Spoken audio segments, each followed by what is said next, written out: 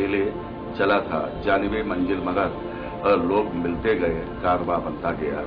सबसे बड़ा योगदान मेरे दादाजी का रहा। उनका नाम था पंडित राजवैद्य चंद्र सेन जैन। जो भी विरासत मुझे उनसे मिली मैं उनका बहुत ही शुक्रगुजार हूँ। व्यक्ति पूरी तरीके से स्वस्थ वही माना जाता है जो physically, mentally, sexually as well as personality wise अपने को चुस्त दुरुस्त रखे। आयुर्वेद की दवाइयों में चूंकि कोई साइड इफेक्ट नहीं है, कोई नुकसान नहीं है, हानि रहित है, लिहाजा मैंने देखा है कि आयुर्वेद की दवाइयां वो दवाइयां हैं जो पूरी तरीके से मर्ज को रूटली आउट फ्रॉम इट्स ओरिजिन करती हैं। अगर कोई निसंतान दंपति को, चाइल्डलेस कपल्स को अंधघात का दूसरा नाम कहता है तो मैं समझता हूँ उचित नहीं है, क्योंकि उसका उपचार संभव है। जो आयुर्वेद की दवाइयां स्त्रियों के लिए है उसमें ओव्यूलेशन मतलब पूरी तरीके से उनको मेंस्ट्रुअल साइकिल उनकी क्लियर हो, उनका ओव्यूलेशन हो, मतलब जो अंडाणु बनने की क्रिया है वो सक्सेसफुल होती है। और पुरुषों के अंदर खासतौर से स्पर्म्स जिनको हिंदी में शुक्राणु कहते हैं, तो उनकी मोटिलिटी एंड काउंट, ये दो चीजें चूंकि आयुर्वेद की दवाइयों से बढ़ाई जा सकती है, आगे उत्पन्न और की जा सकती है। लिहाजा मैंने देखा है कि आयुर्वेद की दवाइयों से स्त्रियों की, पुरुषों की प्रॉब्लम्स खत्म होती हैं।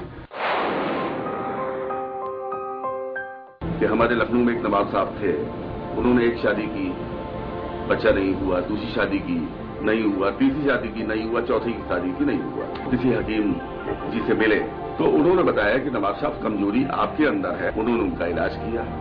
तो कहने का तात्पर्य यह है कि हर एक केस में केवल स्त्री को ही दोषी माना जाए, ये अनुचित है। पुरुष को और स्त्री को दोनों को अपना डायग्नोज करवाना चाहिए। पुरुष के अंदर स्पर्म्स की कमी या यौन दुर्बलता के कारण बच्चा पैदा करने में कठिनाई होती है, एवं स्त्री के अंदर कि कभी कभी मतलब जो है वो ओव्यूलेशन ठीक से नहीं होता है या फैलोपियन ट्यूब्स मतलब पूरी तरीके से मतलब जो है वो क्लियर नहीं होती है। लिहाजा जो भी डायग्नोज हो उसके अंदर क्लैरिटी होनी चाहिए। जहां तक एड्स की या HIV की गंभीरता का प्रश्न है तो मैं इसके बारे में इतना अवश्य कहना चाहूंगा, यौन संबंध जो भी बनाए जाएं वो सुरक्षित होने चाहिए। व्यक्ति विशेष को अपने जीवन साथी के प्रति पूरी समर्पण की भावना रखनी चाहिए।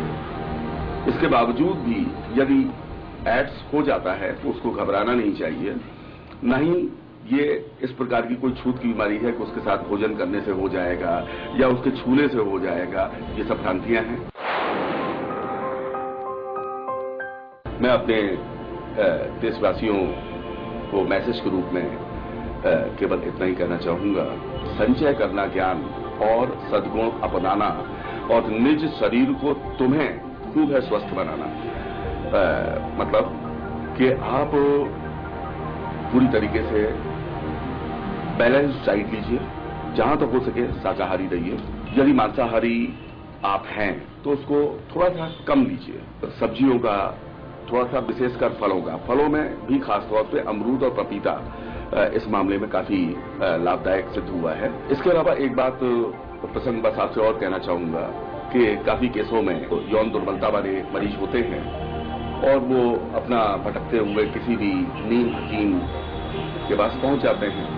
मरीज को डॉक्टर की योग्यता के बारे में अवश्य जानकारी करनी चाहिए कि किस मेडिकल यूनिवर्सिटी से उसने डिग्री हासिल की है।